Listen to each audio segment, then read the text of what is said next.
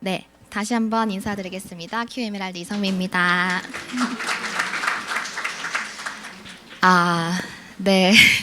제가 창원에서 강의할 때는 이걸 서식지 아닌데 제가 생활하는 이게 서식지가 아니기 때문에 굉장히 또 이제 홀가분한 마음으로 또 좀 덜 부담스럽게 시작할 수 있었는데, 맨날 뵙던, 그리고 울산은 진짜 크신 리더님들이 많은 지역이잖아요. 그래서 많이 긴장되지만 더 잘하라는 의미에서 제가 이렇게 오늘 강의를 하게 됐다고 생각하고 한번 열심히 채워보도록 하겠습니다. 제가 이제 시작하는 이제 표지에 사실 항상 제목을 좀 멋들어지게 이렇게 정하고 싶었는데, 창원 강의 때도 제가 제목을 정하지 못하고 시작하고, 오늘도 너무너무 고민을 하다가 이제 무제로 시작하게 됐는데, 어떻게 보면 제가 이 시간을 아무리 멋들어지게 하더라도 가시는 분들이 마음속에 오늘 강의가 어땠다라는 건 다 각자 다르실 것 같아요. 그래서 이제 일단 오늘도 이제 무제로 시작하고, 가실 때 오늘 강의가 어떤 강의였는지 한번 곰곰이 생각해 보시면 좋을 것 같아요. 이제 오늘 이제 이렇게 오신 분들 쭉 봤더니 뵀던 분도 계시고 또 처음 뵙는 그런 분도 계신데, 아마 자발적으로 오신 분도 계실 거고, 아니면 관계 때문에 또 이제 오늘 와주신 분도 계실 텐데, 이 공간에 있으신 분들의 공통점이 있으세요. 1시간 동안 어디 못 가신다는 겁니다. 그러니까 조금 집중해서 들어보시면 분명히 남는 게 있을 거라고 생각합니다. 자, 강의 시작하도록 하겠습니다. 이거는 어떤 학교에 이제 점수를 주려고 내신 문제인 것 같아요.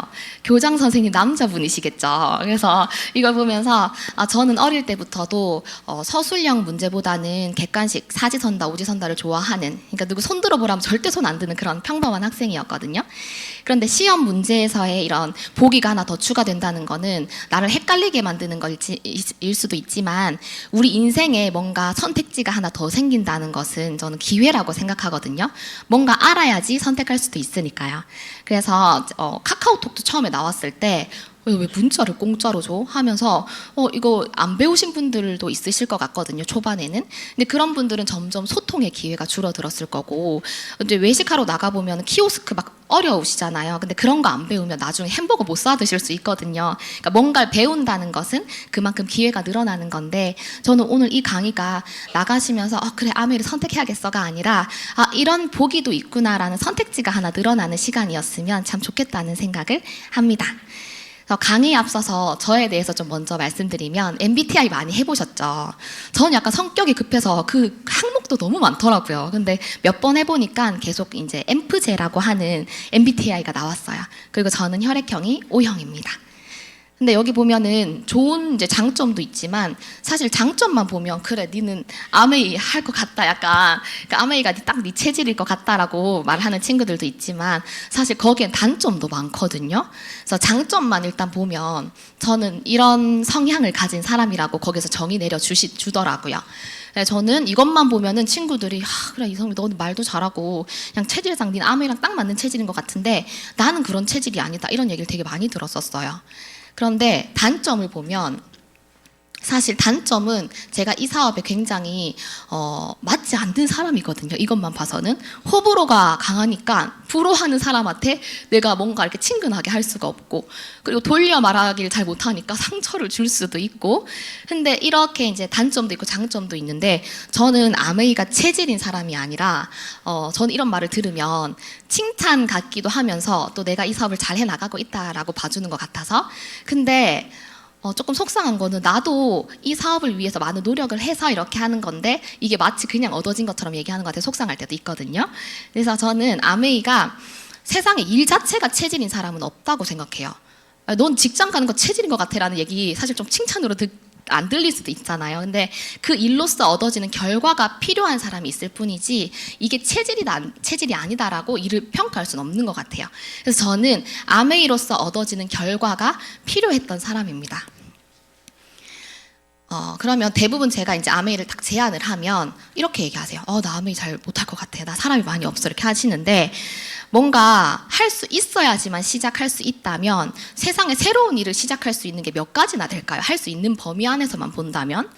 여러분은 처음에 운전하실 줄 아셨어요? 태어나서부터 막 이렇게 운전하실 줄 아셨습니까? 근데 지금은 이제 필요에 의해서 시험도 치고 합격하시고 운전하고 다니시니까 화장도 하시잖아요. 가끔 화장하다 이제 사고가 나서 문제지 이제는 너무 능숙하게 하시잖아요. 그래서 필요하다면 그 일이 내가 지금 당장 필요하다면 능숙하지 않더라도 배워서 하는 게 바로 우리 이제 사람이라고 생각하거든요. 그렇다면 한번 같이 고민해 볼게요. 아메이로서 얻어지는 결과가 나한테 정말 필요한 일일지를 이 1시간 동안 같이 고민해 보는 그런 시간이 되었으면 좋겠습니다. 죄송합니다. 자, 제가 원래 더 깨꼴인데 오늘 강의 연습 너무 열심히 하다가 무호흡이 쉬어버려가지고 자, 메타인지 들어보신 단어입니까? 메타인지 저는 이 사업을 하면서 이제 이 단어를 처음 들어봤었거든요. 메타인지가 뭐냐면 내가 아는 것과 모르는 것을 구분할 수 있는 능력으로 자기 자신을 정확하게 알고 그걸 이제 스스로 컨트롤할 줄 아는 사람이 바로 메타인지가 잘 되어 있는 사람이라고 하더라고요. 그래서 뭔가 내가 나를 잘 알아야지 지금 나한테 중요하고 안 중요한 걸 이렇게 구분할 수 있다라고 생각합니다. 근데 내가 모르는데 알고 있다고 착각하게 되면 그것을 평생 알 수 있는 기회를 박탈당하게 돼요. 쉽게 생각하면 우리가 소크라테스 너 자신을 알라라는 말 들어보신 적 있으시죠? 그게 바로 메타인지를 하라라는 거거든요. 그럼 제가 그 다음 장에서 메타인지가 안 되고 있는 두 분을 한번 보여드릴 텐데 잠시만요. 그 다음 장이었네요. 여기서 보면은 이 두 분은 지금 메타인지가 안 되고 있으세요. 여자분과 남자분인데 대부분 여성분들은 본인 스스로를 좀 너무 엄격하게 보는 경향이 있고 남성분들은 본인을 너무 관대하게 보는 경향이 있대요. 그래서 이렇게 보면 여자분은 이 장점이 정말 많은데도 단점만 보고 코가 어디 간 거야 이렇게 하면서 남성분들은 물론 긍정적인 마인드는 참 좋지만 본인의 이제 단점보다는 좋은 점을 극대화시켜서 보는 거죠. 그럼 저렇게 되면은 앞으로 더 나아질 가능성이 없을 수 있는 거죠. 그래서 보면 남자분들 그렇게 많이 야, 나 정도면 괜찮지 않아? 이 얘기 진짜 많이 들어봤거든요. 그래서 이 두 분을 보시면 물론 취향일 수는 있으세요. 곰돌이상 좋아하시면. 그런데 이 두 분이 나 정도면 괜찮지 않아라고 생각하고 있기 때문에 만약에 반대로 좀 부족한 부분을 볼 수 있다면 나 좀 살을 좀 빼볼까? 나 안경을 좀 다른 걸 써볼까? 머리 스타일을 바꿔볼까? 이렇게 하면서 점점 발전할 수 있는데 이렇게 생각하면 이분들은 1년 뒤에도 2년 뒤에도 3년 뒤에도 이 모습 그대로일 가능성이 높겠죠. 근데 제가 이거 보고 좀 많이 화가 났는데요. 여기 보시면 한지민 배우가 실물보다 이쁜 날보다 대부분이 안 이쁜 날이 많다라고 얘기를 하셨어요. 그리고 아이유 씨 가수님은 자기가 좀 뚱뚱한 것 같다고 생각하신대요. 그리고 그 에스파라는 그룹의 카리나라고 하는 너무 예쁜 저 가수님은 내 자신이 안 예쁘다고 생각하신대요. 스스로 화가 나시죠? 이 한효주 배우님은 실물보다 실제로 보면 되게 심심하게 생기셨대요, 얼굴이. 많이 심심하신 것 같은데 이거 심심하게 생기셨대요. 하나도 안 심심하죠. 손예진 배우님은 눈 외에는 다 자신이 없대요. 그 신민아 배우, 창원에도 이러셨거든요. 화나시죠? 신민아 배우님은 내 이목구비를 하나하나 따져보면 별로다라고 하셨어요. 그래서 저는 이걸 보면서 여자분들이 이래서 점점 예뻐지시는구나. 그러니까 나이가 20대랑 50대랑 비교할 수는 없지만 저는 연세 드시면서 본인에 맞게끔 이렇게 좀 우아해져 가시는 분들 많이 봤거든요. 근데 남성분들은 잘 보기 힘든 것 같아요. 아마 이런 메타인지의 부분에서 그렇지 않을까 생각을 합니다. 저는 우리가 서울을 만약 간다고 치면은 서울을 가기 위해서 제일 먼저 해야 될 행동은 내가 지금 서울을 갈 이유가 명확한가? 그럼 꼭 가야 되는 이유가 있다면 내비를 치더라도 지금 내 위치를 알아야 되잖아요. 내 위치를 알아야지 서울까지를 어떻게 갈 것인지 경로를 검색할 수 있으니까요. 그래서 이제 우리 삶을 여정이라고 하잖아요. 그래서 지금보다 나은 삶을 살고 싶다면 내가 나은 삶을 살아야 되는 이유가 명확하고, 그러니까 내가 어떤 아내가 될 건지, 어떤 엄마가 될 건지, 어떤 딸이 될 건지 이렇게 내가 잘 살아야 되는 명확한 이유가 있다면 지금 그리고 내 위치에 머물고 싶지 않다면 객관적으로 바라볼 수 있는 눈을 가져야 된다는 거죠. 그래서 저는 주변에 보면 매번 나 돈 걱정 안 하고 살고 싶어, 나 이렇게 살고 싶어, 저렇게 살고 싶어 하는데 근데 내가 사업을 딱 전달하면은 나 지금도 행복한데? 라고 하시는 거예요. 그리고 아이한테 나 이것도 해주고 싶고 저것도 해주고 싶어 라고 얘기하면서 야 그럼 같이 한번 그런 걸 해주는 삶을 살아보자 라고 하면은 아유, 다 해주면 자립심 없어진다. 에휴, 버릇 나빠진다. 이렇게 하시는 거예요. 이제 그런 걸 보면서 아, 저기 메타인지가 제대로 안 돼 있구나. 자기 지금 위치라든지 자기가 앞으로 어떤 삶을 살고 싶은지 명확하지 않으니까 왔다 갔다 하는구나라는 생각을 했어요. 그래서 메타인지를 참 잘 해야 되겠다라는 생각을 했고, 혹시 그래서 저는 제 인생에 대해서 한번 다시 이제 돌아보게 됐습니다. 내 인생의 성적표는 지금까지의 성적표가 어떨까? 그래서 내 인생 정말 잘 지내고 있는 게 맞을까? 한번 고민을 해보는 시간을 가졌습니다. 제가 강의를 준비하면서. 제가 미국 가수 잘 모르는데 테이존 데이라고 하는 미국 가수 혹시 들어보셨는지 모르겠어요. 이 가수가 가난에는 이자가 붙는다라는 말을 했다고 해요. 그래서 듣기만 해도 가난이란 단어 굉장히 조금 뭐라고 해야 되나, 불쾌하시잖아요. 너 가난한 것 같아라고 하면 기분 좋을 사람 없잖아요. 근데 이 가난은 가난인 채로 제자리에 있지 않는다라고 합니다. 그래서 먹고 살기 바빠서 건강을 안 챙긴다면 부수적인 비용이 들어가게 돼 있고, 그리고 생활비를 버느라 바빠서 내 꿈을 잊고 산다면 나중에 노후에 후회라는 어떻게 보면 고금리의 이자가 저한테 청구되는 거죠. 그래서 가난은 단지 돈이 없는 상태를 넘어서 내 삶에 정말 크나큰 영향을 끼친다는 생각이 들었어요. 그래서 여기 제가 이제 이거 좋은 음원 제가 이제 듣고 이제 정리를 한 건데, 사실 가난이 나쁜 것은 아니지만 내가 높은 가치를 추구하기 위해서는 일단 먹고 사는 것부터 해결하는 것은 맞구나라는 생각을 합니다. 그래서 민주주의가 태동한 나라들을 보면 대부분 경제적인 성장을 어느 정도 이루어야지 민주주의가 태동을 하는 것처럼요. 그래서 가난을 보면은 절대적인 빈곤의 이제 개념을 넘어서, 예전에 가난하다 이랬으면 밥을 못 먹고 집이 없고 떨어진 옷을 입고 이런 거였다면 지금의 가난의 개념은 좀 바뀌었어요. 그래서 지금은 원하는 것을 못 하는 게 가난인 겁니다. 그래서 주변에 밥 못 먹는 분들 없으시잖아요. 그죠? 그래서 이제 절대적인 빈곤을 넘어서 상대적인 빈곤. 그래서 이제는 돈뿐만 아니라 시간, 건강, 그리고 사회적 관계에서 보다 종합적인 시각에서 우리가 가난을 이제 직시해야 된다라고 생각합니다. 그래서 저는 왜 요즘 사람들이 이 본인의 상황에 메타인지가 조금 잘 안 되나 생각을 해봤는데, 그게 바로 카드랑 대출 때문인 것 같아요. 웬만하면 다 살 수 있거든요. 그러니까 이걸 3달 안에 갚느냐, 30개월 안에 갚느냐, 80개월 안에 갚느냐, 이 차이지 애지간하면 다 살 수 있어요. 옛날에는 현금이 없으면 못 샀었잖아요. 왜 월급 봉투를 받아오시면 이렇게 저금하고 아이들 교육비, 생활비에 딱딱딱 이렇게 예산대로 쓰고 안 남으면 안 쓰셨단 말이에요. 근데 요즘은 일단 쓰고 갚는 이런 구조로 되어 있기 때문에 지금 내가 뭐가 부족한지를 많이 모르시는 것 같아요. 그래서 매년 이제 매달 고정적인 금액을 저금하고 있는지를 물어봤을 때 한 100만 원 정도라도 저금을 해야지 우리가 노후를 그래도 준비를 할 수 있을 텐데, 그 저금하는 친구들이 거의 없어요. 그러니까 저금하는 친구들이 없는 게 아니라 할 수 있는 친구들이 없어요. 왜냐면 먼저 쓰니까. 그리고 이제 다 갚을 때쯤 새롭게 뭔가를 또 써야 되니까, 대출 다 갚을 때쯤 핸드폰 바꾸고, 다 갚을 때쯤 이사 가야 되고, 다 갚을 때쯤 차를 바꿔야 되니까 계속 연속인 거죠. 그래서 어떤 분이 326만 원을 번대요. 근데 여기 카드값이 280만 원이 나간대요. 그래서 이제 청약이나 저금 저축을 한 20만 원 정도밖에 못 하는데, 이분이 이렇게 글을 올려놓으셨어요. 누가 내 카드 훔쳐갔나? 내가 쓴 거 아닌 것 같은데 싶어가지고 내역에 딱 들어가 보면 어때요? 다 내가 쓴 게 맞아요. 근데 저도 이런 경험이 한번 있거든요. 결제할 때 그 상호명이 안 찍히고 다른 게 찍히다 보니까 이거 내가 안 쓴 건데 싶어서 보면 제가 쓴 게 맞더라고요. 그래서 저 혼자뿐만이 아니라 다 그렇구나. 그래서 저는 현재의 가난, 그리고 앞으로 마주칠지도 모르는 가난에 대해서 한번 생각해 보기로 했어요. 그래서 내가 가난하다면 우리 아이에게 나는 어떤 부모가 될까? 그래서 제가 이제 이 음원을 쭉 보다가 확 와닿은 게, 60대들이 가난을 느낄 때는 자식의 결혼이 다가올 때라고 하더라고요. 왜냐하면 60대면 퇴직을 하셨거나 곧 하실 예정이시거나, 그리고 웬만하면 차나 집이 있고, 뭐 평수야 다를 수 있지만, 그리고 아이들도 다 교육시켜서 큰 돈이 안 들어가서 단풍 때 되면 놀러 가시고 그렇게 좀 아껴서 좀 사시는데 불편함이 없이 사시다가 갑자기 덜컥 자녀가 엄마, 내 사랑하는 사람이 생겼는데 이렇게 하잖아요. 통보를 하죠. 차라리 엄마 한 8년 7개월 뒤에 사랑하는 사람 데리고 올 예정인데요. 돈 좀 모아놔 주시면 안 돼요? 이렇게 하면 내가 적금을 붓든 뭘 하든 이렇게 준비를 해놓을 텐데 대부분 엄마 내년쯤에 하고 싶어요. 이런 말 많이 하잖아요. 통보를. 그럼 그때 많이 느끼신대요. 왜냐하면 외식비나 여행은 한 10만 원 선, 100만 원 선에서 해결이 되잖아요. 근데 결혼이라는 거는 그 선에서 해결될 문제가 아니기 때문에 그때 이제 많이 좌절을 하시고 많이 이제 가난이라는 걸 느끼신다라고 합니다.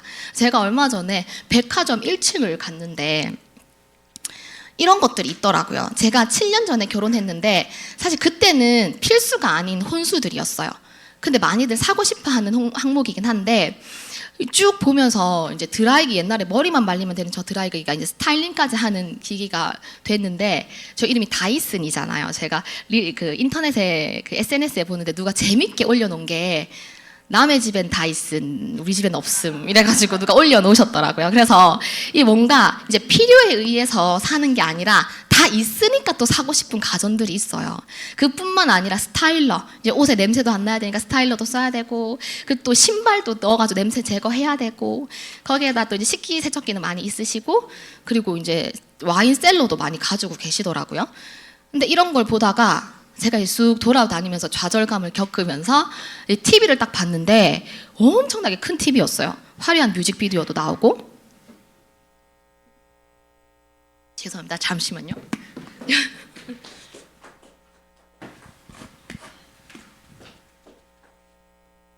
제가 손이 원래 되게 많이 가거든요.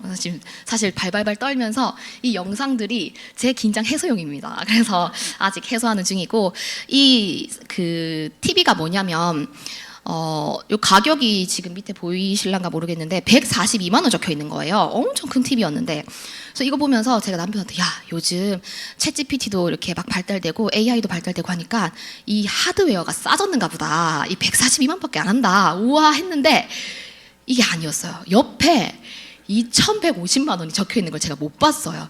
그래서 이걸 보면서 이 142만 원은 스피커 가격이었다는 거를 제가 알게 됐습니다. 제가 진짜 깜짝 놀랐는데 안 깜짝 놀란 척하고 얼른 그 자리를 빠져나오면서 이제 아이가 요 예쁜 의자가 있어가지고 앉아서 놀길래 사진을 열심히 찍었어요. 그래서 요런 거 예쁜 거 상큼하게 빨간색 거실에 있으면 너무 예쁘겠다. 얼마지? 봤는데 보이시나요? 120만 원? 그래서 이것도 그냥 사진만 찍고 예쁘네 하고 이제 자리를 떴는데, 제가 이제 재밌으라고 이게 넣었지만 제가 어제 또 인터넷을 보다가 사고 싶다라고 생각이 드는 것은 필요가 없는 제품이래요.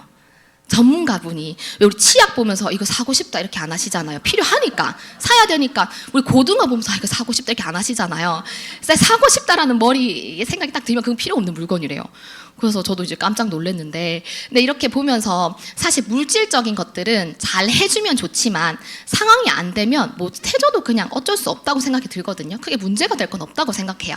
2천만 원짜리 TV가 없어서 불행하진 않으니까요. 그런데 저는 제일 걱정이 됐던 건 아이에게 기회를 주지 못하는 엄마면 어떻게 할까라는 생각이 제일 무서웠던 것 같아요. 한번 같이 영상 보실게요. 행복한 모습은 안 보여. 우리나라에서는 남자가 운동을 해가지고 그런 예가 그렇게 많지 않잖아. 더 현실적인 얘기가 나오죠. 그건 다른 사람이잖아.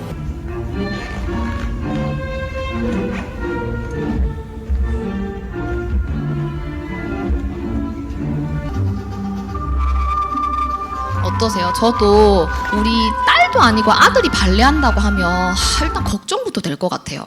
딸이라면 이제 선수 못 되고 하면 학원이라도 차려서 먹고 살기라도 할 텐데, 저 남자가 저 쫄쫄이 있고 발레 하다가 쫄딱 미끄러져서 뭐 이도저도 안 되면 남자 선생님이 발레를 하는데 여자아이들을 보낼 수가 없잖아요. 이 걱정부터 들 것 같거든요. 근데 이 아이를 만약에 주저앉혔다면 어떠시겠어요? 세계적인 발레리노가 되지 못하고 직장인이 됐었다면. 그리고 이 옆에 이 명문대 다니는 학생들에게 역량이 중요할까 아니면 집안 배경이 중요할까를 물어봤어요. 어떻게 대답했는지 한번 볼게요. 영어 다 알아들으시겠지만 제가 안 보이는 분들을 위해서 이제 다 하버드대 친구들이에요. 그래서 어떤 요인이 더 중요한가? 명문대에 들어가는 데 있어서 개인적인 역량일까 아니면 환경일까? 둘 다 중요하긴 하지만 환경적인 요인이 더 큰 것 같다. 가해를 받을 수 있다든지, 좋은 학교에 다닌다면 명문대에 가기 쉬워지고 기회들이 있으니까 가능성이 높아진다. 둘 다 중요하지만 한 가지로 좁혀진다면 제 생각엔 환경이 갖춰져야 된다고 생각합니다. 개인 능력을 보여줄 수 있는 기회도 환경이 조성돼야지 있는 거니까요. 라고 얘기를 했어요. 그래서 이걸 쭉 보면서 제 이제 남편의 예전에 후배가 이렇게 강의장에 온 적이 있었는데 그게 이제 의대 학생이었거든요. 근데 그 친구가 하는 말이 아버지가 서울에서 부동산 하시고 어머니가 선생님이신데 자기가 의대를 목표하고 있는데 3등급짜리가 하나가 있었대요. 근데 의대는 3등급 있으면 안 되잖아요. 근데 그 친구가 근데 아버지가 고액과외를 시켜주셨는데 바로 1등급으로 오를 수 있었다라고 하더라고요. 그래서 그런 걸 들으면서 아 그게 바로 환경이구나. 근데 우리는 아이들에게 이렇게 공부 잘해라 뭘 해라 이렇게 하는데 나중에 덜컥 잘했을 때 지원해 줄 수 있는 능력을 될까? 라는 생각이 들어요. 그래서 등록금 보시면 이렇게 막 스카이대, 우리나라에서 유수의 대학교는 이런 학비, 지금 현재 2024년 통계라고 합니다. 근데 지금 우리가 이제 한 달을 빠듯하게 살아가는데 특정 달에 한 1,000만 원 정도의 돈이 더 들어간다고 생각하면 어떠세요? 가능하세요? 저는 이것도 놀랍지만 여차해서 하버드 대학교를 갔네? 근데 달러로 적혀 있으시니까 약간 감이 안 오시죠? 잘못해서 하버드 대학교를 들어가게 되면 7,500만 원입니다. 공이 하나 더 붙어야 돼요. 자칫 잘못해서 예일대 가게 되면 9,000만 원. 9,000만 원. 그리고 MIT 공대를 들어가게 되면 8,300만 원이에요. 그래서 저는 2,000만 원짜리 TV나 100만 원짜리 의자는 못 사줘도 기회는 주는 그런 엄마이고 싶었어요. 그리고 이 영상은 나는 우리의 아이에게 어떤 부모인가라는 생각을 한 번쯤 하게 할 수 있는 그런 영상인데 한번 볼게요. 더 힘들어지고 그 3년 뒤에는 잠도 못 자고 힘들고 그럼 그 4년 뒤에는 죽어라고 힘들고 그 다음엔 죽지 못해 사는 거예요. 이게 인생의 길입니다. 그래서 아이들에게 어른들도 사는 모습을 즐기는 모습을 좀 보여줘야 될 것 같아요. 부부간에도 같이 나가서 외식도 하는 거예요. 아이들은 그냥 대충 뭐 그냥 패스트푸드 그날은 먹여요. 그냥 아무거나 먹이고 엄마 아빠 둘이서 이렇게 맛있는 거 먹으러 가는 거죠. 좋은 레스토랑 가가지고 분위기 있는 데서 먹고 사진도 열심히 찍어가지고 오십시오. 그런 다음에 애들이 있는 데서 보는 거예요. 아 여긴 진짜 소스가 정말 고기가 여기 왜 이렇게 육질이 좋니? 그러면 애가 와서 그럴 거 아니에요. 엄마 아빠만 와서 맛있는 거 다 먹고 나는 안 사주고 그럴 거 아니겠어요? 그러면 그때 한마디 하세요. 아 그러게 말이야. 근데 여기가 노키즈 존이어서 나중에 어른 되면 데려갈게. 지금은 어린이는 안 되는데요. 그래서 엄마 아빠 갔다 온 거예요. 이게 아이들한테 해로울까요? 어른들이 삶을 즐기는 모습을 보여주는 게 아이들이 어른 되고 싶은 마음을 만들고 성장하고 싶은 마음이 들어야 아이가 발전하는 것도 더 나아질 수가 있습니다. 많은 분들이 저한테 물어봐요. 아이를 잘 키우는 비결은 뭐냐고. 응? 아이를 잘 키우는 비결이 뭐냐고. 저는 2가지밖에 없다고 합니다. 부모가 좀 좋은 사람이 되고요. 부모가 좋은 사람이 되고 아이가 부모를 좋아하면 됩니다. 애는 좋아하는 사람을 따라 배워요. 올바른 걸 따라 배우지 않습니다. 그래서 뭔가 저는 아이에게 그래도 세상이 조금 내가 어른이 되면 재밌는 것들이 많구나, 어른이 되는 게 기대되는, 엄마 아빠를 보면 기대되는 아이였으면 했어요. 근데 만약에 반대로 뭐 너무 힘든 모습만 보여준 그 집안의 아이들은 어떻게 생각할까 한번 볼게요. 도 야근이고 믹스커피를 마시면서 그냥 버티고 있고요. 일을 안 할 수 있으면 안 하고 싶어? 응. 그냥 이대로 돈을 안 벌고 살고 싶어. 직업은 없고 편의점 알바생을 하면서 조기축구를 하고 있습니다. 축구 선수가 되고 싶은데 생각보다 어려운 거니까 왠지 못할 것 같아서 실력으로는. 그림을 직업으로 하고 싶지는 않아. 옛날에는 못생겨도 돈을 잘 미스 못 코리아가 벌 것 꿈이고 같아서. 못해도 대통령이 되고 원래 싶다고 막 제 꿈이 했었잖아요. 과학자인데 그게 많이 잘 안 돼가지고 계속 실패하다가 그냥 접고 그냥 직장으로. 3차 세계대전이 시작돼서 직업 멸망 다 죽었대요. 왜 본인만 살아남았대. 있어서 살아있었습니다. 약간 불안감이 조금 많이 있어. 전쟁이 많이 났으니까 미래에도 전쟁이 많이 난다. 그러면 지구에 있는 사람들은 다 어떻게 됐어? 다 죽었어요. 빨리 어른이 되고 싶어? 아니면 어른이 되기 싫어? 어른이 되기 싫어. 어른이 되기 싫어. 되기 싫어. 어른이 되기 싫어. 일도 빡세게 해야 되고 일 하는 게 싫어. 뭐 계속 왔다 갔다 해야 되고 어떤 거 찾아야 되니까 그게 힘들 것 같아. 일이 그렇게 재미없고 힘들다고 누가 그래? 엄마? 일하기 싫다는 얘기 자주 하세요, 부모님이? 가기 싫다. 아빠가 맨날 항상 늦게 오셔서 눈도 빨개지고 피곤하셔서 무슨 일 하고 계세요? 야근중? 11시 5분까지 일하고 계세요? 일은 자기 적성에 맞아요? 돈 벌려고 하는 거죠. 돈 벌려고 하는 거예요? 전에도 이 영상이 좀 너무 속상했어요. 그래서 저는 적어도 부모님을 보면서 내가 빨리 어른이 되고 싶다는 설레임을 주는 그런 부모가 되고 싶었고, 이거는 이제 내가 가난하다면 부모님에게 어떤 딸이 될까를 좀 생각해 볼 수 있는 영상이었어요. 우리는 은퇴 후 100세까지 살 가능성도 있고 부모의 노후는 곧 자녀의 미래이기 때문입니다. 저희 친정 부모님이 노후대책을 너무 잘해주셨어. 그러니까 노후대책을 열심히 해놓으셔서 자식한테 이렇게 때리면 뭘 주고 무이자로 돈도 빌려주고 뭐 이러시는데, 우리 시부모님은 그 때리면 이렇게 항상 받으려고 하고, 좀 월급좀 올랐어요 이러면 용돈 좀 달라 그러시고, 심지어는 농담 반 진담반으로 집도 사달라 하시고 이러시니까 딱 그 모습을 보면서 내가 신혼 초부터 노후대책을 해놔야겠다 이렇게 이렇게 말하면 좋은데, 바라시는 부모님이 못마땅해. 솔직히 부담스러워요. 30대 주부들에게 경제적인 능력이 없는 부모는 큰 부담입니다. 저희 엄마가요 젊으시거든요. 지금 우리 엄마가 50대 초반인데도 불구하고 굉장히 경제적 능력이 없어요. 저도 가정을 이룬 사람이고 해드리고 싶은 마음은 있지만 그게 내 부모지만 너무 당연시 바라고 너무 능력 없는 부모가 굉장히 부담스럽고 싫고요. 그리고 저 부모가 나중에 아프기까지 하면 어떡하나. 그러면 진짜 내가 병원비고 뭐고 다 내가 모셔야 할 거잖아요. 너무 속상하죠. 근데 저는 저 영상을 보면서 때 되면 바라시는 부모님, 이제 뭐 속으로는 생각할 수 있어도 뭐 뵙는 부모님, 안 뵙는 부모님 있으시겠지만, 이걸 보면서 그 때 되면 바라시는 부모의 잘못이라기보다는 그걸 못 해주는 우리 상황이 사실 속상한 것 같아요. 있으면 주실 거잖아요. 이분도 본인이 여유가 넘치면 저런 얘기 안 하고 주실 수 있을 거라고 생각하거든요. 뭐 흔쾌히는 안 주실 수도 있겠지만, 근데 저는 조금 그런 도리를 하는 그런 자녀이고 싶었어요. 그리고 나중에 우리 아이가 컸을 때 저렇게 생각하지 않는 자녀로 만들려면 내가 여유가 있어야겠구나라는 생각을 했고, 저는 짠한 엄마가 되고 싶지 않았던 것 같아요.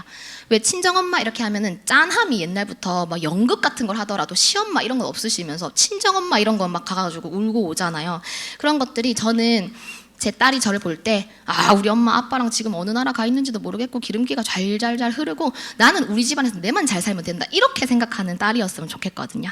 그리고 제가 가난하게 된다면 나는 내가 어떤 사람이 될까 생각해 봤을 때 그걸 이제 가난을 느낄 수 있는 게 경조사비를 이제 결정할 때 고민이 많아진다면 내 스스로가 조금 여유롭지 않은 상태인 가능성이 높지 않을까 생각을 했거든요. 이 영상이 뭐냐면, 이게 뉴스 기사였는데, 예전에 밥값이 35,000원일 때는 이게 5만 원 하면 괜찮았어요. 그리고 좀 친하면 10만 원 내면 되고. 근데 이제 밥값이 5만 원 이상으로 올라오면서 이제 조금 이제 논란이 되면서, 여기 영상에는 어떤 선배 축의금으로 제가 5만 원을 낸 거예요. 이 이제 주인공이. 근데 그 선배가 전화가 온 거죠.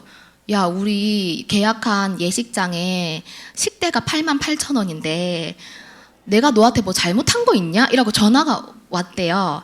근데 저는 이렇게 얘기한 선배의 마음도 알겠고, 그리고 난 가서 축하해주고 한 건데 이 돈 때문에 이런 소리 듣는 게 또 기분 나쁜 후배의 마음도 좀 이해가 되더라고요. 그런데 우리가 내 성품은 따뜻하고 베푸는 걸 좋아하는 성품일 수 있지만, 따뜻함은 따뜻함으로 가서 닿지 않기 때문에 이제 그 액수가 결국에는 나를 평소에 어떻게 생각했구나를 좀 가늠해 볼 수 있잖아요. 그래서 내 성품대로 살려면 내가 인색하면 안 되겠구나라는 생각도 했고, 이제 제가 영상으로 계속 떼우는 것 같지만 이 뒤엔 없거든요. 여기에 이제 평범한 이 예쁜 여성이 결혼 후에 어떻게 변하는지 한번 볼게요.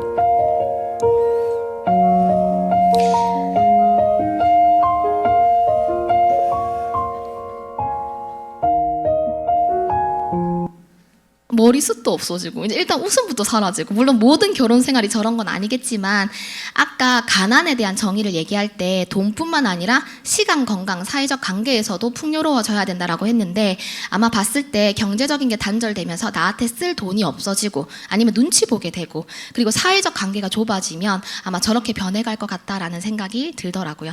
저는 아이에게도 좋은 엄마이고 싶고 또 부모님에게도 좋은 딸이고 싶지만 제 스스로도 빛이 나는 그런 여성이 되고 싶었어요.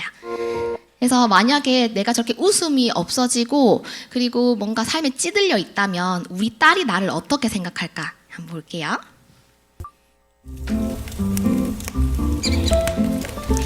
이 집의 엄마가 5남매 엄마예요. 너무 애기야.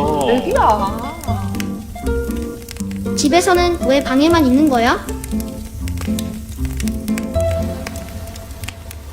언제 같은 거 혼자 할까 싶고 엄마가 말하는 건 들으면 짜증이 나. 엄마를 보면 어떤 생각이 들어? 생각은 안 해봤는데 하루 종일 동생들 보고 기저귀 깔고 한숨 쉬고 그러니까 불쌍해 보여. 그래서 저는 제 딸이 저를 보면서 아까 짠함 얘기했잖아요. 불쌍하다는 생각을 안 했으면 좋겠어요.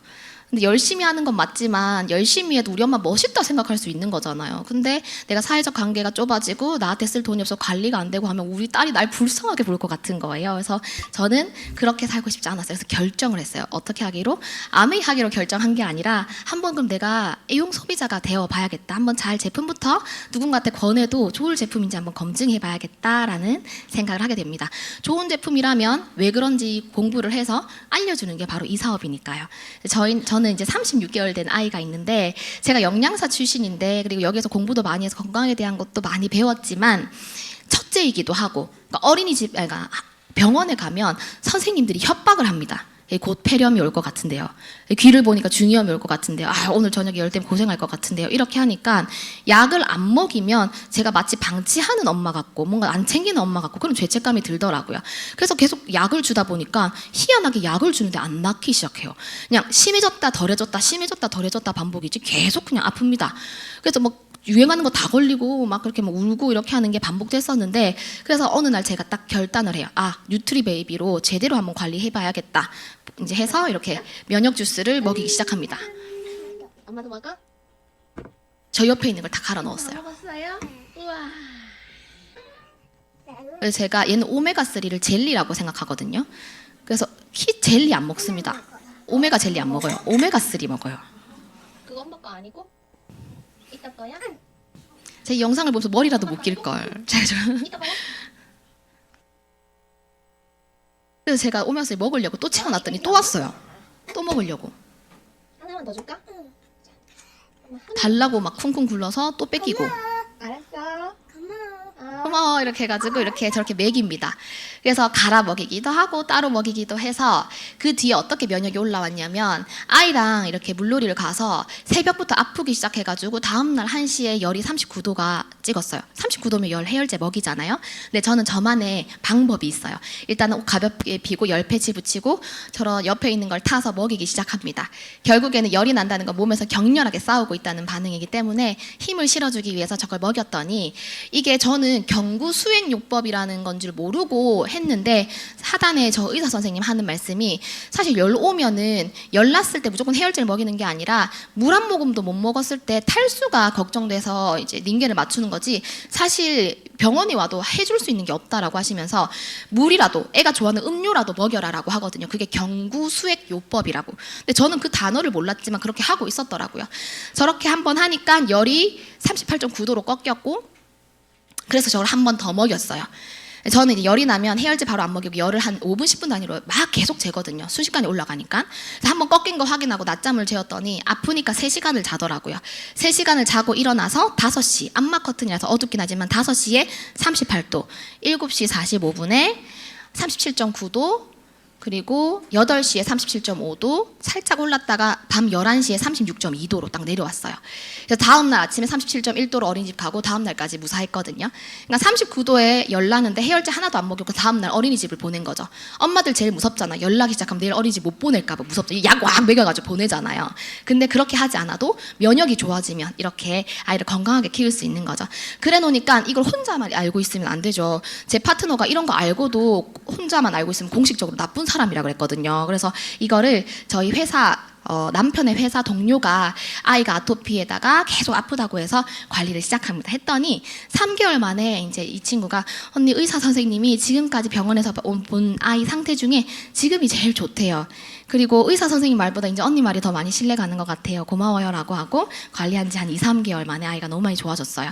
그리고 이분도 갑상선이 안 좋으신 분인데 황체 수치가 정상이래요. 유지도 잘 되고 있고 처음엔 좀 부담스러웠는데 먹이길 너무 잘한 것 같아요. 그리고 이분도 한 2개월 7일 정도 만에 원래 앓고 있었던 콜레스테롤 약을 3년 정도 드셨는데 이게 가족력이 있으시기도 하고 해서 이거를 평생 못 끊는다 생각을 하셨대요. 그리고 간 수치도 올라오고 당뇨 전 단계가 이제 시작되셔서 약을 추가하셔야 되는 단계에서 이제 이렇게 다 좋아지신 거죠. 그래서 이분이 소개가 한 20명 넘게 소개를 하셨어요. 본인이 좋아지시니까. 그리고 제일 중요한 건 제가 야, 니 언제 저렇게 뚱뚱했어 하지만 제가 기가 막히게 옷 안에 살을 잘 숨기거든요. 그래서 잘 숨기고 다녔지만 출산하고 나서 모유수유 하면 누가 살 빠진대요. 하나도 안 빠지고 애가 모유수유도 안 해주고 안 먹어주고 하니까 엄청 쪘었는데 이게 뉴트리라이트로 이렇게 근손실 없는 감량 그리고 건강이 너무 많이 좋아져서 뭐 물 들어온 김에 노졌자 싶어가지고 이렇게 바디 프로필도 한번 찍어봤어요. 그래서 제가 부끄럽기 때문에 옷을 입혔습니다. 그래서 이런 경험을 가지고 있으니까 보이기 시작하더라고요. 아픈 사람한테는 이렇게 알려주고 싶고 또 추가 수입 필요한 사람한테 저렇게 알려주고 싶고 막 알려주고 싶더라고요. 근데 사업하면서 야 너는 왜 맨날 암의 얘기만 해? 이런 얘기 들어보신 적 있으시죠? 그런 분들께 제가 딱 보여드리고 싶은 영상이 있습니다. 이게 볼게요. 동훈 씨는 아무 생각 없는 것 같죠? 어우, 너무 잘하시네요. 아무래도 이게 직업병인지 모르겠지만 절하시는 움직임을 자꾸 필라테스 원장님이세요. 되고, 이분을 운동을 시켜서 좀 체형을 교정시켜드려야겠다. 108배 하면서 잡생각이 엄청 많으시죠? 스님의 체형을 교정해 준다고요? 저분은 영업을 하고 싶은 게 아니라 저 스님 아프실 텐데 안 결리시나 이런 게 눈에 보이는 거예요. 바로 펴주려고 하시더라고. 근데 스님 어깨 양쪽이 밸런스가 깨져 계시는데 초대박이네요. 네. 이쪽이 더 길고 이쪽이 더 짧으시고 골반이 지금 이쪽으로 틀어져 있으니까 몸이 스님의 이렇게 골반이죠. 되셨거든요. 야, 미치겠다. 너무 웃겨.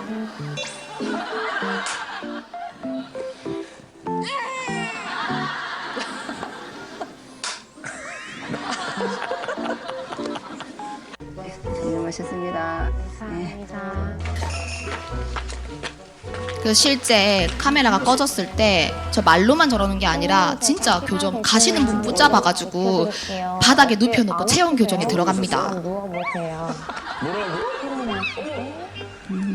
사실 이런 마음인 것 같아요. 내가 이런 걸 아는데 그게 불편한 사람을 보고 그냥 넘어갈 수가 없는 거죠.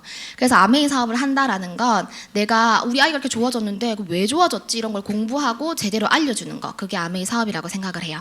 그리고 우리가 요즘은 착한 소비, 가치 소비에 대한 관심 많으시죠. 내가 한 이 행동이 뭔가 도움이 된다면 기꺼이 그 행동을 하는. 제가 예전에 이런 소비를 한 적이 있는데 이 아이가 준서라는 친구인데 건강하게 태어나서 8살 무렵부터 원인 모르는 희귀병으로 머리부터 발끝까지가 벗겨지기 시작합니다. 그리고 근육까지 염증이 퍼져서 일어서기조차 힘든데 이 아이의 유일한 가족은 할아버지예요. 그래서 이걸 보고 제가 이제 결제를 했는데 500원 결제를 하면 집에 뭐가 오냐면 아무것도 안 와요. 그냥 그 500원이 아이한테 가는 거지. 그래서 이걸 보면서 제가 되게 거창하고 힘든 기부였으면 못했겠지만 이게 누구나 접근성이 쉬웠기 때문에 했던 또 새로운 그런 가치 소비였던 거고 이거는 영화 어폴로지라고 한 영화인데 일본 위안군 피해자의 삶을 담은 다큐멘터리인데 이게 상업적인 영화가 아니다 보니까 관을 열 수가 없었는데 50명 이상이 예매를 하면 관을 열 수 있다라고 하니까 어떤 사람이 50매를 예매를 했어요. 그래서 이제 앞으로 49자리가 남았습니다. 누구든 보러 오세요라고 한 또 그런 사례가 있고 또 마찬가지로 귀향이라는 또 위안부 영화에서 이 학교 선생님이 3개 관을 빌렸어요. 그래서 누구나 보러 오라고. 사실 이런 게 이제 가치 소비의 대표적인 사례인데 우리 김미경 강사님이 이 책에서 환경에 대한 가치 소비를 함에 있어서 우리는 돈을 더 쓰자. 좋은 환경 제품이란 돈을 더 쓰고 그리고 좀 불편하더라도 감수하자 이런 말씀을 하셨는데 우리가 이 거북이 콧구멍에 스트로우 이렇게 해가지고 요 영상 많이 보셨죠? 이게 우리 스트로우 이만큼 긴 게 코 속으로 다 들어간 거예요. 저걸 빼는데 막 코피가 나고 막 그러거든요. 사실 이거 보면서 많은 분들이 이제 스트로우 열풍이 불었어요. 자기가 씻으면서 가져댕기고. 근데 저도 아이들 이제 젖병 설거지 할 때 빨대 설거지 제일 힘들어서 맨날 서로 밀어놓고 이렇게 하거든요. 근데 이걸 막 가지고 다니면서 씻어서 가지고 다니는 거는 우리는 다 같이 소비를 하기 원하기 때문에. 그래서 이거는 꼭 보셨으면 좋겠는데 벌거벗은 세계사라고 최근에 미세 플라스틱에 대한 내용이었는데 우리 이제 겨울옷 딱 봤는데 작년에 뭐 입고 살았노 싶을 정도로 옷이 없죠. 입을 만한 옷은 있는데 입을 만한 옷이 없잖아요. 근데 그 옷을 계속 사대니까 이 옷이 산더미처럼 이렇게 쌓였고 그 산에서 소가 90kg 정도의 옷을 먹은 거예요. 나뭇잎인 줄 알고 긴급 수술을 했는데 뱃속에서 90kg의 옷이 나왔어요. 내가 버린 옷이 저기에 있다면 한 번쯤 다시 생각할 것 같아요.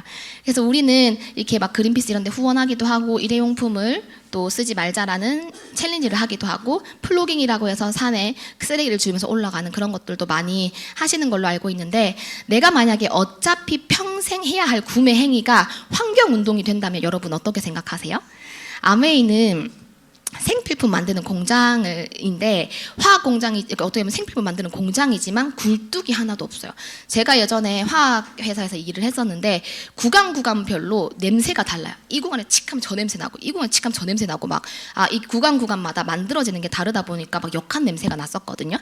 그런데 우리 리치 창업자님이 우리는 이 자연을 잠시 이용하다 가는 거다. 우리 자손에게는 절대로 오염된 자연을 물려줘서는 안 된다는 철학을 가지고 계시고 아메이 제품의 생산 공정에서 폐기까지 자연을 훼손하지 않는다라는 이제 그 가치관을 가지고 계신 거죠.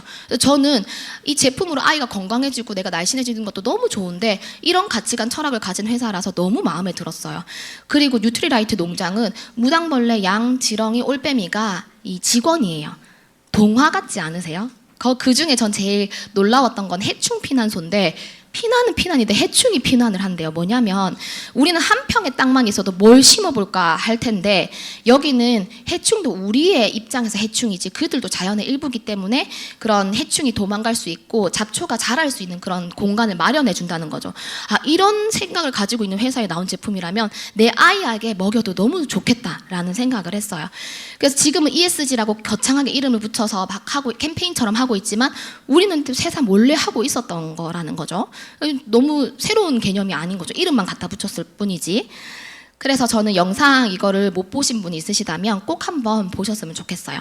그리고 물티슈도 저는 미세 플라스틱인지 몰랐는데 합성 섬유라서 미세 플라스틱이고 이게 하천으로 흘러가서 바다에 한반도에 7배가 넘는 섬이 만들어져 있대요. 물티슈로 만들어져 있는 섬.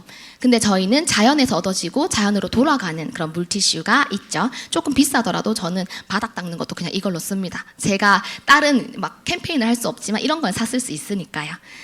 그리고 하천을 오염시키는 주범이 세제라고 하는데 Respect for the environment. Products which are organic in nature. Packaging that returns to the earth. 이 세제는 흘러 들어가서 강이 됩니다. 그래서 여기 보시면 자연에서 추출한 유효 성분이 생분해돼서 자연으로 이어지는 이제 세제를 우리가 가지고 있죠.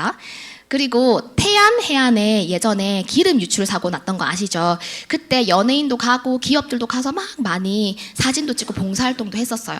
여기 기사에 보시면 2007년 여기 사고가 나서 마지막 생태가 완전히 복원될 때까지 보호 활동을 한 거는 아메이가 유일하다 되어 있거든요. 그러니까 생색내기용이 아닌 거죠. 정말 환경을 생각하는 회사구나 하는 걸 알 수 있었고 화장품도 비건 제품 그리고 그런 것들로 인해서 유엔에서 환경공로상을 수상했습니다. 이 창업자님의 책을 보면은 자연에 해를 끼칠 것 같은 해를 끼치는이 아니라 해를 끼칠 것 같은 제품들도 중단했다라는 걸 보면서 정말 이 회사의 그런 철학에 대해서 그냥 사랑에 빠지지 않을 수가 없었어요. 그래서 이제 우리 이 제품을 한번 조목조목 살펴보자라고 하면 뉴트리라이트는 세계 판매 1위라는 건 많이 아시고 그 좋은 농장에서 이제 나오는 멋진 제품들로 이루어져 있고요. 그리고 지오셉 대표님 그리고 홀자필 교수님이라고 해서 마이크로바이옴 미생물 생태계에선 최고 권위자이신 이런 분들과 같이 협업해서 제품들을 이렇게 만들어 연구 개발하고 있고 권호랑 교수님은 제가 식품영양학과이긴 한데 그 식품영양학회 회장입니다. 그래서 우리나라에서 이분 이상의 영양학적인 지식을 가진 분이 없다라고 보셔도 무방할 것 같아요. 근데 여기에서 우리가 권오란 교수님이 1,000억 원의 국책, 이제 나라에서 돈을 받아서 연구를 하셔서 17억 건의 빅데이터를 축적했어요. 이걸 갖고 뭘 하느냐 하면은 이제 앞으로 우리가 건강한 이제 노후라든지 건강한 5년 뒤, 10년 뒤를 위해서 내가 지금 뭘 해야 되느냐에 대해서 솔루션을 줄 수 있는 제품이 내년에 출시를 합니다. 쉽게 생각하면 제 소비자가 손발이 퉁퉁 부었어요. 제 코끼리처럼 발목이 없을 정도로 부었는데 병원에서 정상이래요. 그러니까 정상이 아닌데 분명히 정상이라고 한 사람들은 앞으로 자기가 그럼 어떻게 해야 되는지 이런 너무 암담하기 때문에 또 검사를 예약해 놓으셨다 하더라고요. 근데 그런 우리에게 그러니까 혈압이 있고 뭐 당뇨 수치가 있고 이러면 약을 처방받는데 그렇진 않지만 건강에 문제가 있는 분들은 어떻게 해야 될지 모르잖아요. 근데 그거를 17억 빅데이터를 기본으로 우리가 어떤 영양을 먹어야 되고 어떻게 해야 되는지 행동 방향을 알려줄 수 있는 그 프로그램이 내년에 출시된다는 거죠. 너무 기대가 됩니다. 그리고 이건 우리 이제 에디스 램버그 여사가 58년에 이제 만든 브랜드죠. 화장품 브랜드인데 700만 평 우리 뉴트리라이트 농장에서 얻어진 식물 원료로 이제 화장품을 만드는데 제가 이렇게 피부 테스트를 이렇게 했었는데 따로 뭐 피부과 테스트를 피부과 진료를 받지 않았는데도 모공이랑 주름 이렇게 줄어든 거를 느낄 수 있었거든요. 그러니까 너무 추천을 해주고 싶은 거죠. 왜냐 우리 100세 시대를 살아가는데 내가 50이 돼서도 20대가 견줄 수는 없겠지만 내 친구들 또래에서는 제일 피부가 좋았으면 좋겠다는 생각 다 하시잖아요. 그리고 저 나이가 들수록 눈, 코, 입, 눈이 크고 코가 높고 한 것보다 피부 좋고 머리 풍성하면 그게 최고라고 생각하거든요. 그래서 이런 멋진 화장품 브랜드도 있고 아이를 키우고 있는 저에게는 이 바디 제품이 정말 너무 감사한 제품인 것 같아요. 그리고 애기 엄마들 사이에서도 굉장히 유명한 제품이기도 하고 그리고 이 치약은 아메이 건지도 모르면서 쓰고 계시는 분들도 굉장히 많아요. 5집 중 1집이 쓰는 그런 치약이기 때문에 그리고 최근에 이제 정수기가 새로 출시됐는데 원래 140가지를 걸러주면서 15가지 신종오염물질을 걸러주는 걸로도 세계 판매 1위였습니다. 그런데 이렇게 170가지 이상을 걸러주고 19종 신종의약품을 걸러주는 제품으로 출시가 됐죠. 그런데 왜 20종이 아니고 25종이 아니고 19종이야 라고 하면 19가지 항목밖에 없어요. 그러니까 앞으로 항목이 더 추가된다면 더 늘어나겠죠. 인증을 계속 받고 갱신을 하고 있으니까요. 그래서 저는 한 달만 지나도 새로운 제품이 나오고 가전제품들 예쁜 게 막 나오잖아요. 그런데 이 제품을 보면서 아 그렇게 판매가 목적이 아니라 정말 우리의 건강을 생각하고 있구나라는 게 느껴졌어요. 청정기도 원래라면 16개 전 항목에 94개 물질의 인증을 받았었는데 지금 22가지 전 항목에 102가지 유해 물질을 감소시키는 걸로 이제 인정을 받았습니다. 정말 가치 소비라고 하면은 우리 건강한 우리 가족을 위해서 디자인이 바뀌는 제품이 아니라 이런 이제 내부 정말 본질을 생각하는 회사라는 생각이 들었어요. 그리고 이제 탈모 제품인데 여기 보시면 20대부터 많이들 고민하시더라고요. 그런데 12주 사용만으로도 놀라운 결과를 가지고 올 수 있는 이 제품 타사 제품이랑 비교해 봤을 때 내가 하니까 써줘가 아니라 정말 스펙부터도 남다른 제품인 것 같아요. 가격 경쟁력도 너무 좋고요. 그리고 스테인레스로 만들어진 조리기구 다들 바쁘시지만 제가 더 바쁘기 때문에 지나갑니다. 그래서 이 스테인레스 기구는 이제 우리 가족의 건강을 위해서 쓰는 조리기구인데 산성비, 화학비료, 농약 등으로 산성화된 땅에서 농작물의 영양소가 굉장히 많이 줄어들었어요. 근데 여기에서 조리되면서 손실되는 영양소까지 이렇게 가득 지킬 수 있고 과부라한 물도 걱정할 필요가 없는 냄비죠. 근데 이 냄비를 이제 요리를 이렇게 만드는데 저는 난 요리에 관심 없어서 뭐 후라이팬은 좀 이렇게 하는 친구들한테 잘 못하고 관심 없기 때문에 좋은 조리기구를 써야 된다. 잘하는 사람은 사실 조리기구의 문제가 아니다. 뭐 잘할 거니까. 근데 우리는 잘 못하고 그리고 이제 가정에서 이런 영양을 충분히 이제 인스턴트를 많이 먹고 있기 때문에 이런 우리가 사야 된다라고 많이들 얘기하고 있습니다. 그리고 25센트 라이드 이제 신제품 출시를 앞두고 있는데 저는 파트너들이랑 함께 한 달에 이렇게 2번씩 가서 같이 이렇게 운동을 하고 있거든요. 혼자 있으면 아마 안 했을 텐데 같이 하니까 이게 훨씬 더 재밌더라고요. 그리고 이제 이런 제품들로 이제 제가 빠르게 마무리를 할 겁니다. 이 제품들로 우리가 하는 행위가 뭐냐면 이 생필품을 죽기 전까지 써야 되는데 이런 이마트, 롯데마트, 쿠팡 이런 등등에서 우린 제품을 씁니다.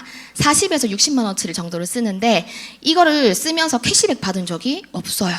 그런데 아메이는 뭘 하는 거냐 하면 원래 여기저기에 이렇게 흩어져서 있었던 소비를 우리가 분산 소비라고 합니다. 분산 소비는 이제 지출로 날아가 버리죠. 그런데 이걸 어떻게 하느냐 하면은 집중 소비합니다. 집중해서 매출로 만들어서 이게 또 다른 소득이 되는 일. 그래서 혼자 쓰면은 지출이고 함께 쓰면은 매출이 되는 일이 바로 아메이라고 생각하시면 좋을 것 같아요. 그래서 이거 쑥쑥쑥쑥 지나가고 제가 또 오래 잡고 있으면 요즘 빨리 끝내는 강사가 명강사기 때문에 자, 제조 유통이 됐던 옛날이랑 옛날에서 이제 지금은 연결 공유가 돈이 되는 시대가 됐습니다. 그래서 이거 보면 쿠팡 파트너스라고 들어보셨는지 모르겠어요. 제가 이 링크를 생성해서 요거를 이제 올렸는데 그 링크를 통해서 누군가가 쿠팡 제품을 사게 되면 이 3%를 제 수익금으로 줍니다. 그러니까 100만 원어치가 팔려가면 나한테 이제 3만 원 정도의 소득이 창출되는 거죠. 결국 쿠팡 제품을 내가 만든 것도 아니고 배달한 것도 아니지만 연결시킨 거예요. 광고하고 연결시킨 거. 그리고 예전에 컬리라고 하는 이 마켓에서 내가 누군가한테 소개를 해서 매출이 일어나게 되면 나한테 5,000포인트, 그 친구한테 5,000포인트를 주는 그런 행사를 했었는데 거기서 1등한 분이 5,700명에게 이거를 연결을 시켰습니다. 그러니까 그냥 알리기만 한 게 아니라 그 친구가 연결돼서 구매까지 이어진 거죠. 결국에는 이제 연결 공유가 돈이 된다는 거는 특별한 의미가 아닌 것 같아요.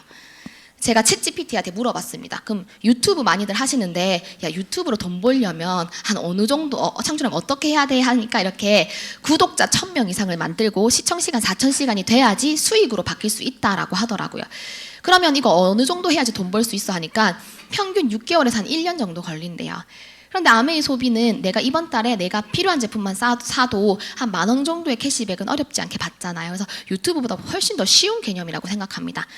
그래서 여기에 모시고 온 그분을 우리가 스폰서님이라고 하시는데 스폰서님이 나한테 제품의 정보 혹은 사업의 기회를 알려줘서 같은 포인트만큼을 썼을 때 어떻게 되는지 많이 들어보셨죠?